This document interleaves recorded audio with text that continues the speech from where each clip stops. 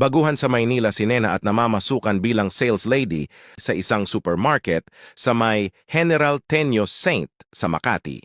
Sumakay si Nena ng jeep at may nakasabay din siyang isang matandang babae. "Ineng, lumagpas ka na, bakit di ka pa bumaba doon sa kanto?" Tanong ng matanda. "Sa susunod na kanto na lang po ako bababanay. Natatakot akong bumaba doon, may mga rapist yata." Natatakot na sagot ni Nena. "Bakit mo naman nasabi yan, Ineng?" Nagtatakang tanong nito. "Di ba sinabi ho ng driver, dito na po, yung mga bababa diyan kanto tain niyo na?" Napailing ang matanda. "Naku, Ineng, ang dumi naman ng isip mo. Kanto Tenyo Street yon." Isang araw, maagang nagising si Aling Tess, kaya't bumangon na ito at nagtimplan na ng kape. Mga alas 5 na din niyon at palabas na din ang haring araw. Pagkatapos nito magkape, ay nagwalis naman ito sa kanilang paligid. Habang nagwawalis si Aling Tess, ay napansin nito ang kanyang mga manok at naisipan nitong pakainin ng mga ito. Habang nagpapakain si Aling Tess, ay napansin nitong kulang na naman ng isa ang kanyang mga manok at naisip agad ni Aling Tess na ninanakaw na naman ito. Napasabi na lang si Aling Tess nang, "Mabulunan sana ang kumuha ng aking manok."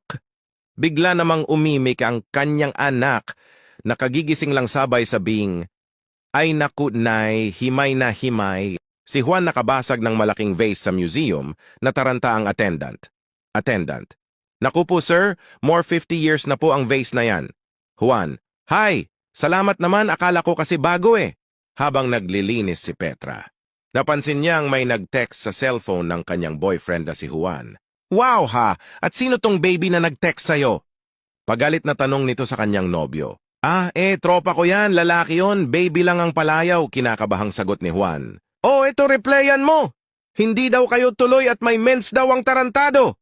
"Akala ko jowa yung kulang sa buhay ko. Pera pala."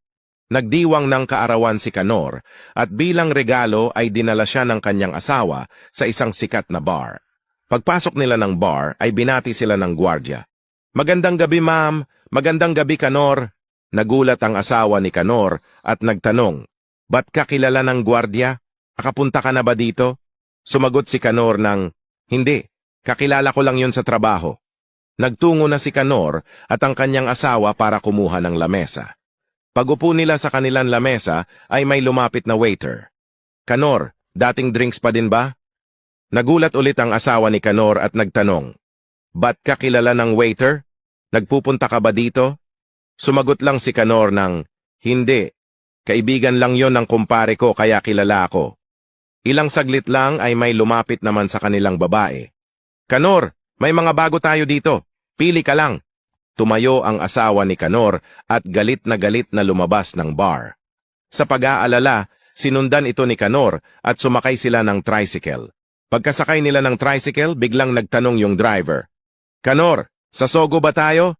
Ba't ang pangit naman ng nakuha mo ngayong babae?"